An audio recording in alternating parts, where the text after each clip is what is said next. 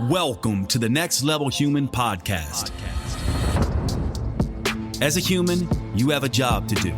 In fact, you have 4 jobs: to earn and manage money, to attain and maintain health and fitness, to build and sustain personal relationships, to find meaning and make a difference.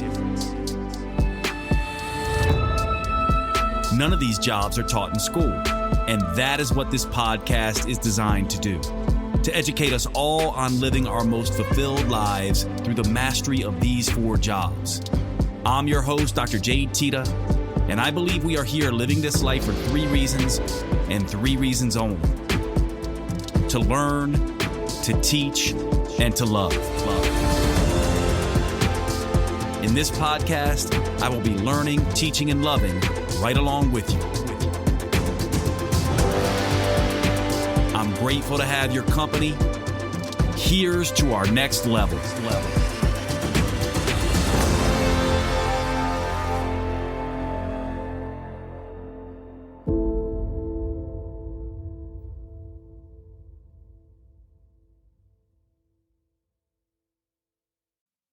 Welcome to the Next Level Human podcast, everyone. My name's Dr. Jade Tita. I am your host for the show, and happy 2024. Just a few days away for me, but by the time most of you are listening to this, we will just be crossing into 2024.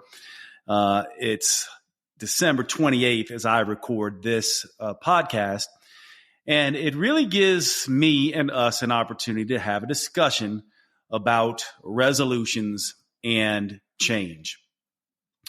From my perspective, this time of year is one of those times of years that we are always thinking about and reevaluating how we have been, who we have been, and who we could become and what we want to work on.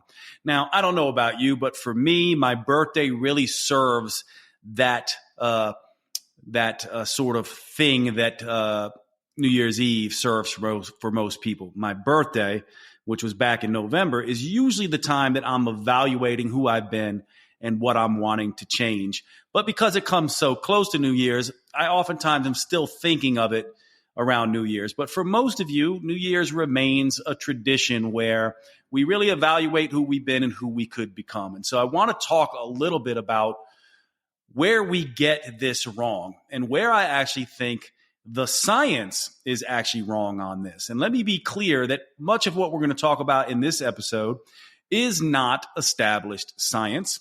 And for many of you who are hardcore evidence-based individuals, you may get triggered by this a little bit. What I would say is, please suspend your judgment. Just hang out with me for a little while. Let's have a fireside chat about what I believe is wrong.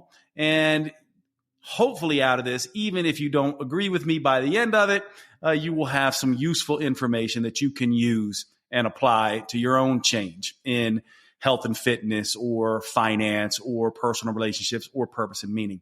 Now, I'm going to focus this attention more on health and fitness because that's really what this time of year is all about. And I'll try not to be long-winded here, but let me give you the hook that may trigger most of you or raise your eyebrows a little bit. And the hook goes like this. Most of you think that it is habits and behaviors that drive change. It's not. It's beliefs and identity. That's the hook. That's the thing that will raise your eyebrows and perhaps make you go, huh? And make you question what I'm saying. So let me repeat that hook one more time. You think that it's about behaviors and habits. It's really about beliefs and identity.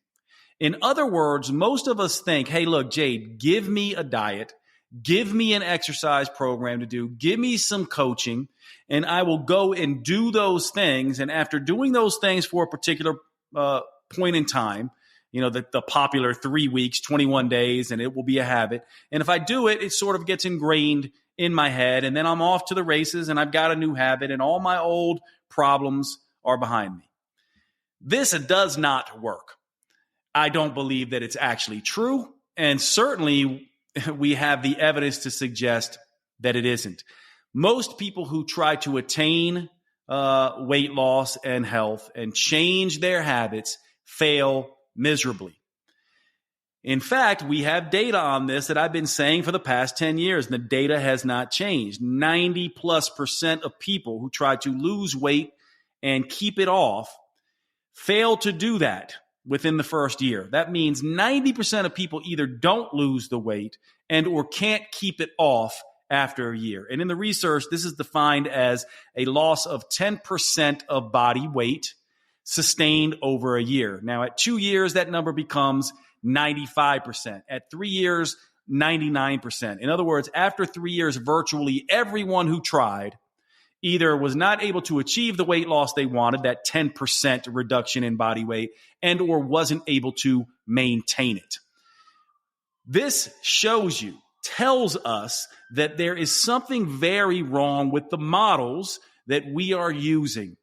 And this is my contention, that it is not habits. Most people doing habits, it's like they're banging their head against the wall over and over and over again, thinking by sheer will of force that one day this will just pop into their head and they'll not have to do the work again. This is not how it works. Now, what I said is that beliefs and identity are where we need to focus our time.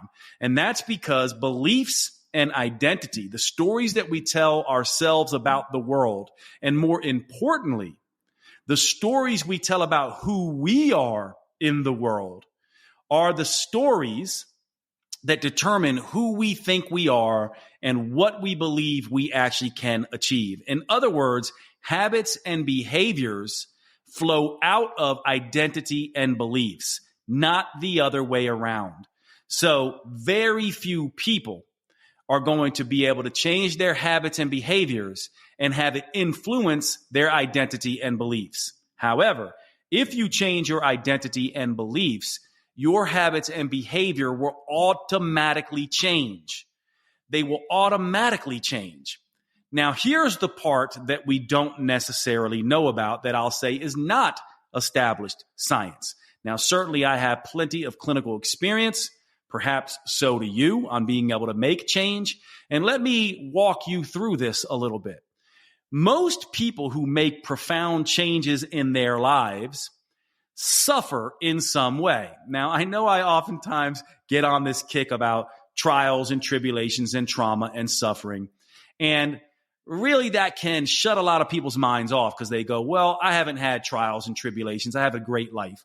What I mean is struggles. You've certainly had your heart broken at some point.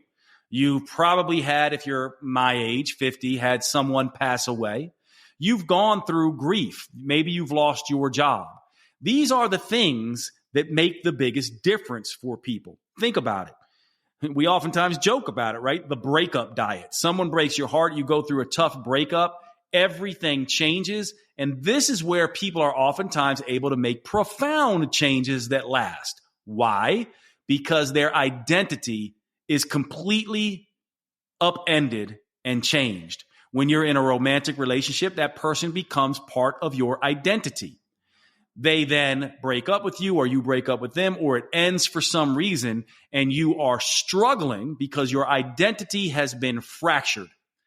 And what ends up happening is, yes, it can be very painful, but it also holds a lot of promise because for the first time in perhaps a very long time, you now have an identity change forced on you. And this oftentimes forces you to look at who you've been, who you want to be. You start paying more attention to your behaviors, and this leads to change. And the same thing happens if you lose a loved one. They pass away. Grief changes your identity. A loss of a job or loss of money or career. These things change people's identity, and they end up becoming different people. This is why you oftentimes hear about people going through incredibly difficult times and saying, that was the best thing that ever happened to me because it changed me in X, Y, or Z ways that I never could have imagined or would have been able to achieve without said difficult thing. Now, the problem with that is that none of us are going to voluntarily put our hands on a psychological hot stove. In other words, we do not want to go through pain voluntarily. Psychological suffering is very difficult. And when you go through these difficult times and identity change, it can be completely upending. So how do we do this without having a situation where we have identity change forced on us? What is the technology, and does any exist that we can use to change our underlying beliefs and identity? Now, you've probably heard in the personal development world, you've been exposed to people like, let's say, Tony Robbins, perhaps Brendon Burchard, maybe Joe Dispenza. You've certainly at some point in time been exposed to the idea of things like The Secret and the law of attraction. And if you have, and I imagine you have if you're listening to this podcast, which is a self-development and health and fitness podcast, if you've heard of these things, then you probably know that there are certain people who have certain technologies that they have used and have made a living off helping people change their identities. Now, from my perspective, there are some strengths about these individuals and these trainings and some weaknesses. And another one we can throw in with some of these quote gurus, and I don't mean that in a negative way. I'm a big fan of Joe Dispenza. I'm a big fan of Tony Robbins. I'm a huge fan of Brendon Burchard. I'm a huge fan of anybody actually who's out there spending their life's work trying to help people make positive change. And I would throw all of these people and others in that bucket. Another thing that is very popular now that you've heard me talk an awful lot about is psychedelics, ayahuasca, psilocybin, all of these things. But again, even people who use these things don't achieve the change they want. And instead, it seems like they just keep going back. And we all know what this is like. We know our personal development junkies, our seminar junkies, our coaching junkies, our psychedelic junkies that go back again and again. They get the insights, but they never can make the change. So from my perspective, habits and insights and behaviors, these things are temporary at best. They do not push true change, but they can be important. And some people certainly do, by sheer will of force, make the change. Most do not. We know this is true. And if you're honest with yourself, check in. We see these people who do ayahuasca retreats constantly. Right? And they're the same old people. They speak a slightly different language, but they seem to have the same repeated patterns, stuck emotions, recurrent obstacles showing up in their lives. Same thing with people who go to a lot of these seminars. Why, though? I'm going to break down a 3-step process that I believe is the reason. And in my mind, you need all 3 of these things to make significant change. Now, the first thing you need is you need to understand that your brain is much like a computer, and the memories it stores determine the reality that it serves up. Let me rephrase that, or actually, let me just say it the same way. Your brain is much like a computer, and the memories that it stores from your past development serve up your reality and impact your reality. In other words, who you have been and the things that have happened to you, and more importantly, the stories you wrote about those things, determine how you will be moving forward. And these do not have to be traumatic events. Let me give you an example from my life. In my childhood development, I had a beautiful childhood. 2 loving parents who are still together, 3 siblings who were a support system and loving support system for me. I felt loved. I was often cuddled, never coddled, but I went through my own struggles. Struggle number 1, my mother was a very young mom. By 26, she had 4 kids. She had a traumatic childhood growing up with an emotionally abusive mother. By the time I was growing up and my mom was in her late 20s, early 30s, she was very emotionally volatile, struggling with her childhood dysfunction, struggling with her childhood pain. And I would often find her crying alone in the bedroom. There was at least one moment that I remember where she said she didn't want to be here. As a little kid, I took that to mean she wanted to kill herself, scared the hell out of me. There were multiple times where she said she was leaving and not coming back. She was overwhelmed. Now, at the same time, she loved me. She was constantly, I love you. You can do anything, Jade. But she was also emotionally volatile. Now, that's what happened to me in my development. What story did I write about that? And this is the part where you have to get very reflective and aware and really look and pay attention. Well, I wrote that women are not to be trusted emotionally, that they're volatile, that they don't necessarily always mean what they say. I also learned I had to be a good boy, and not mess up because I didn't want to trigger my mom. So this led to me in my adult life, not being fully aware until much later. It led to me being a people pleaser, prioritizing being nice and good and kind over telling the truth. It also made me distrust women in general. And this had ramifications in my romantic life. In fact, I would say this story that I wrote unconsciously when I was a child, before I can fully form memories and before I fully could understand what I was doing, impacted me later on. It led me to not trust my wife's emotions, to be a people-pleasing liar. I ended up having an affair. I ended up getting a divorce, all of this kind of stuff.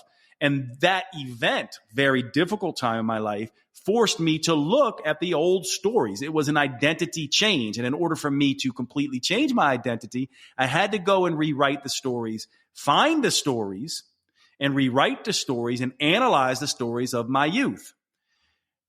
I'll give you another example. My older brother, Keone, who I love, who's one of my best friends on the planet, teased me mercilessly when I was a kid. Now, we can laugh about that, me and him now, but when I was a child, I didn't take it as teasing. It was more akin to bullying. And so it had an impact on me. How did that impact me? It impacted me with anger. It made me be a tough guy. In fact, the fact that I am still a very muscular, strong individual and still go to the gym has roots in me wanting to protect myself from my older brother.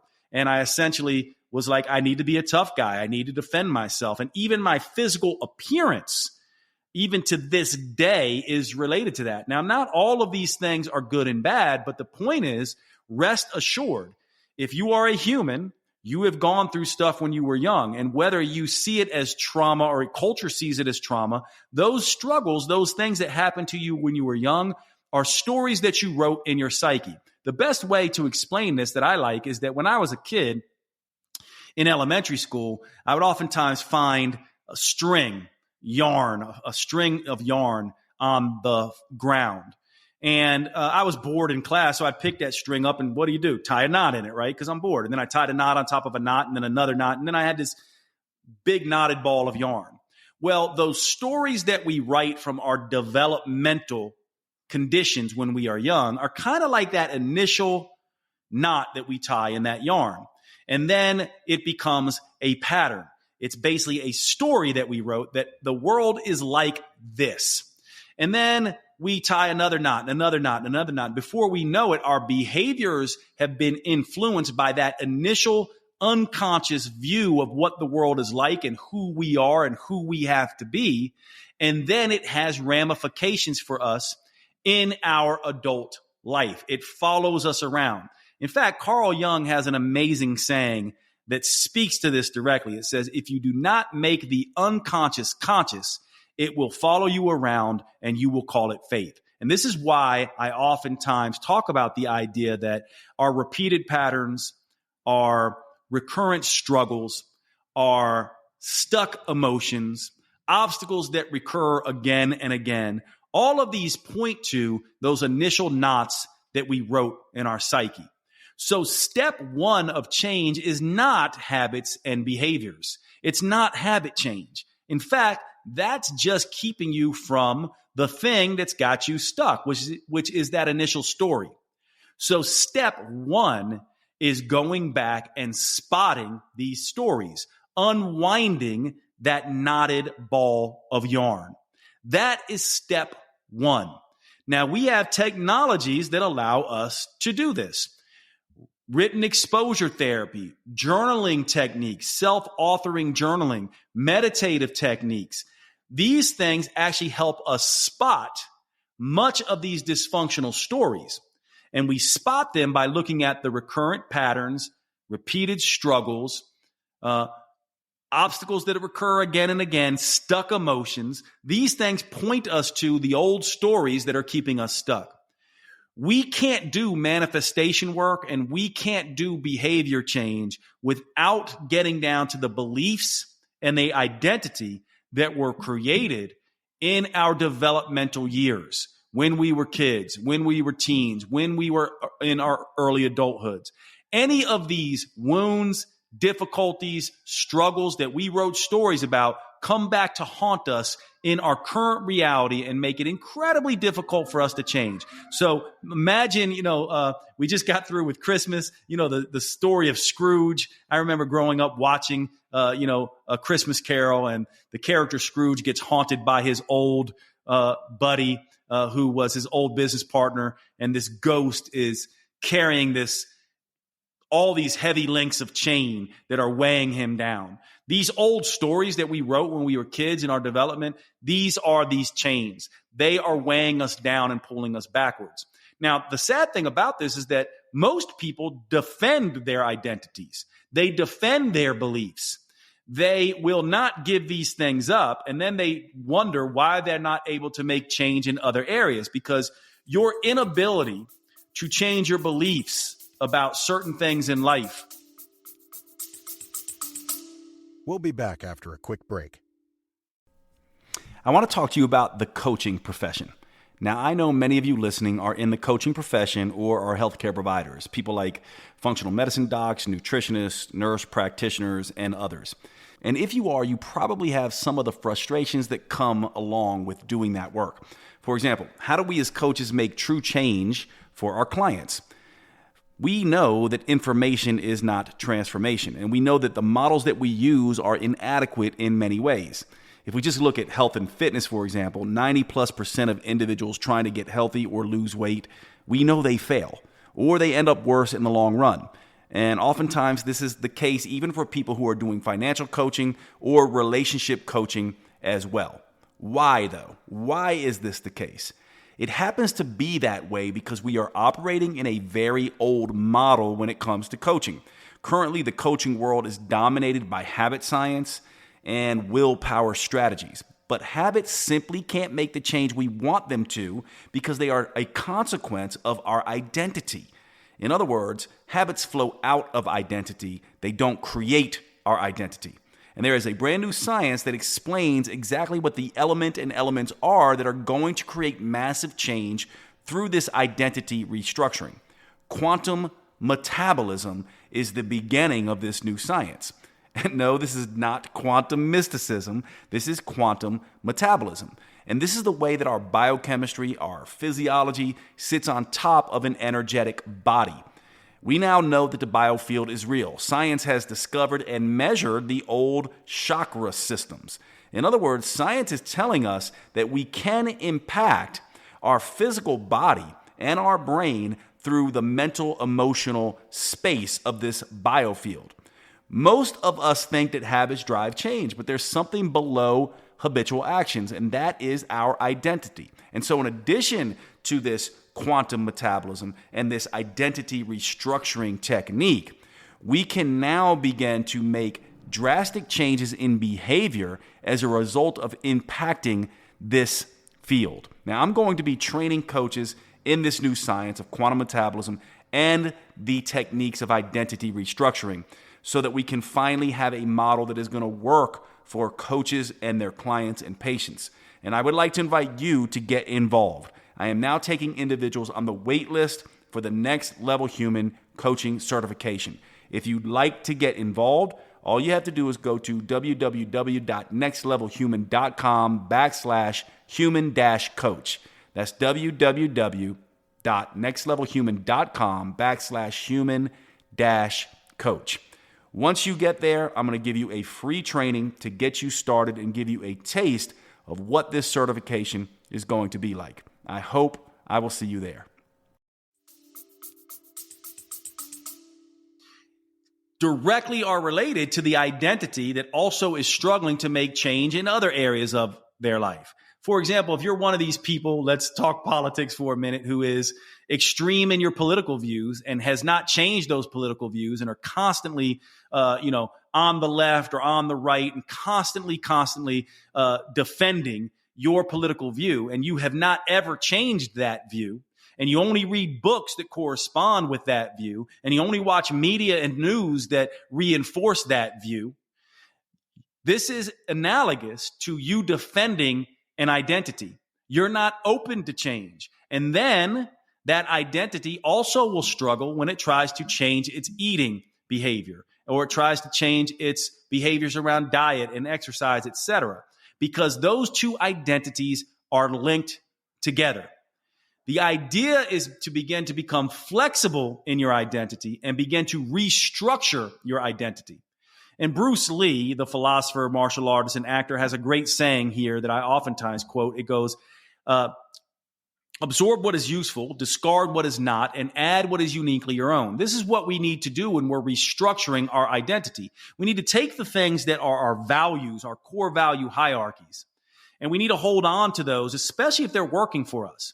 We need to jettison all the behaviors that aren't working for us, and we need to absorb new behaviors that we need. So we need to keep the things that make us us, that really are not getting in the way. We need to get rid of the things that are causing these repeated patterns, recurrent obstacles, stuck emotions. And we need to absorb new information and new ways of being to become who we are. In other words, rather than being authentic to a past self or a current self, the real person we need to be authentic to is our future better selves. And in order to be authentic to our future better selves, we need to jettison a lot of our old identity. We need to stop defending old beliefs and instead begin to dismantle old beliefs. Because when we do that, we also begin to dismantle those old stories that we told ourselves about the world that are keeping us stuck in the areas of health and fitness, etc. So that is step one. By the way, this is the work that I do at my journey events.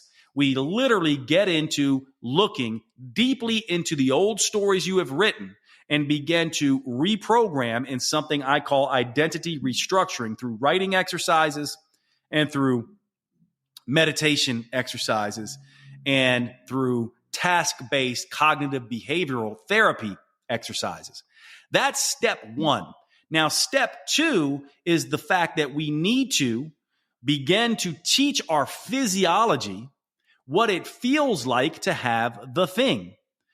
In other words, we have self-soothing behaviors that we cling to because our physiology acts a particular way. Let me give you an example from my world. I wake up in the morning. I don't typically like to eat breakfast, and then I may even skip lunch, and then I end up getting hungry. And when I get hungry physiologically, it triggers my self-soothing eating behavior, which causes me to then go for carbohydrates, mostly sweets, very, sweets a lot, like, having tons of sweets, eating lots of breads, pastas, starches, things like that. That's what I go to. And then that sabotages my health and fitness goal sets. My physiology does not know what it feels like to be energetic and to go, hey, I want steak and broccoli and something, or chicken and green beans, or a salad and salmon or something like that. Instead, it goes, give me some Oreo cookies and give me some pasta and wine, because that's how I self-soothed when I was a kid, and that's what I remember. And so the next part is a meditation technique that begins to help you drop into visualization practice and more feeling practices around feeling good and practicing in almost like a dress rehearsal type thing in your mind, this new behavior. Let me give you an example from some research studies.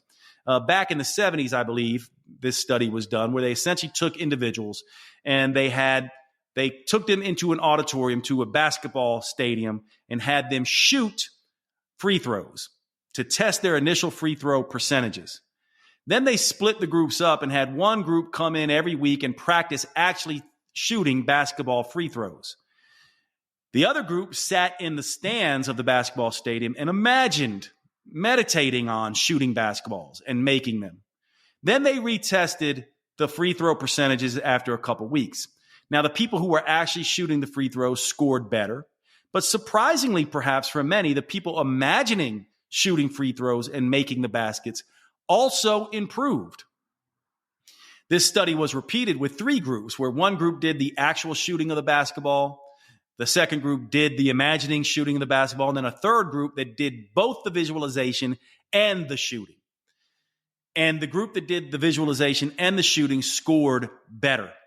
What this essentially is saying is that there is a way for us to practice feeling into certain behaviors and identities and ways of being prior to actually doing the thing.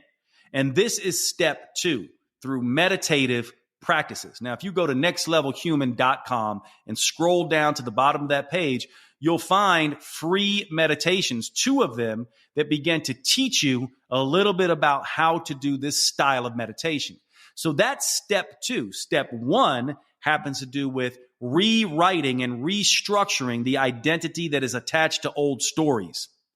Step 2 is getting this new identity to feel what it feels like to be different through meditation practices and really practicing this feeling, basically practicing shooting free throws. And then step 3 is the be it until you see it stage, which is essentially to go out into the real world and do the things and let your brain see yourself being the person. And when you don't have these old stories tethering you and holding you back, and when you know what it feels like to do the things internally because you've been practicing it in your visualizations, now when you take these actions, you don't have things pulling you backward, and your new identity can shine forward.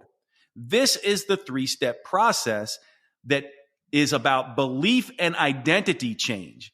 And in my mind, this is required. And anytime you have done anything where you've made a complete change in your life, it has followed this 3-step process. It wasn't about you doing behaviors and habits. You just believe that that's the case because all you've heard about is behaviors and habits. You didn't realize that when you made this complete change, you on some level left old beliefs behind, began to see into a new reality for yourself and visualize that in your mind, whether you were doing it intentionally or not. And all of your actions then begin to point in a particular direction, and you took the steps. And each time you took the step, your new reality manifested. The way to think about this is a tuning fork, right? If you take a tuning fork that's tuned at 475 hertz and you take another tuning fork that's tuned at 200 hertz, you won't be able to get these two things resonating because they're different belief systems. This is what it is. If you have a belief system that is tuned to 475 hertz and you're trying to make change that requires you to have a belief system that is tuned at 200 hertz, these two things are incompatible. You first need to change your old belief into something that will resonate with your new belief. You need to let the old stuff go and create a new reality. In other words, you have to live into or decide on that new reality and visualize that new reality even before it becomes reality in real life. That's the idea of tuning yourself like a tuning fork to the 200 hertz frequency. Now what can happen is when the world presents to you what it does, which it does, you're going to be more likely to make the right choice. For example, for me, my old belief, a 475 hertz old belief for me was when I got hungry, I would go to get chips or pasta or something like that. And if you gave me a choice between, look, Jade, here's a salad with chicken on it and pasta, and both were prepared, I would still choose the pasta because my old identity is tuned to that 475 hertz belief system. My tuning fork, my identity tuning fork is operating on that frequency. It's not until I actually get my tuning fork operating on the chicken and salad frequency, the 200 hertz frequency, that when I'm presented with that choice, I'm more likely to choose the salad and the chicken breast. Now, if you have ever been in a situation where you're like, I know what to do, I just simply never do it, I always make the wrong choice, that's because your identity still is no different. And no amount of habit change, no amount of banging your head against the wall of habit change is going to make this switch. you need to change your belief systems, those underlying identity structure of who it is you think you are. And that is what is going to drive the choices in the real world. This is how this works. And so I want you to consider that it is not behaviors and habits. It is beliefs and identity. And I also want you to understand that there is a technology and a way of changing your beliefs and restructuring your identity that is the major way that everyone who's ever made a complete change in their life uses, whether they are aware of it or not.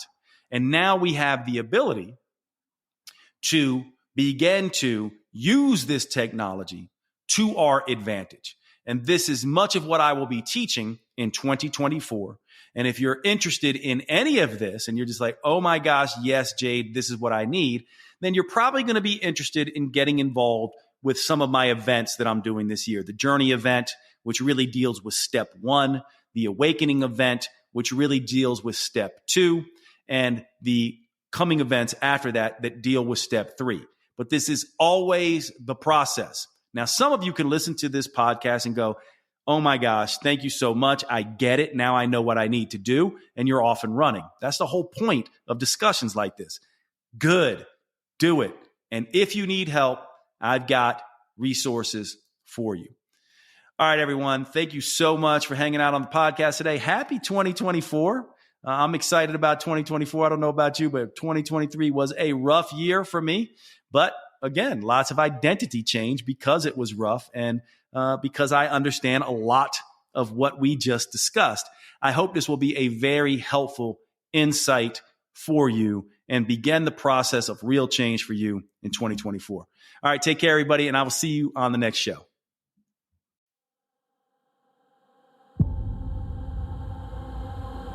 You have been listening to the Next Level Human podcast with Dr. Jade Tita. If you enjoyed this episode, please make sure you subscribe and consider leaving a review. You make the biggest difference when you pass on your lessons and inspire others. That's why reviews like this are so powerful. Your words may be the only ones that resonate for someone else. Please remember the information in this podcast is for educational purposes only. Always consult your personal physician or therapist before making any lifestyle changes. And finally, thank you for who you are in the world and the difference you make.